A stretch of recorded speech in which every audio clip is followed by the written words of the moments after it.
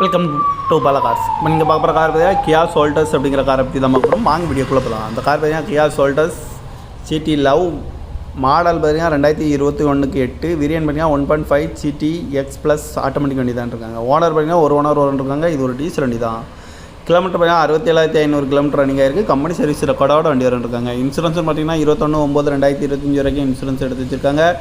காரோட ID value பார்த்தீங்கன்னா 13,71,063 ரூபா ஐடி வேல்யூ மட்டும் வரும்ருக்காங்க. 7,163 ரூபா வரும்.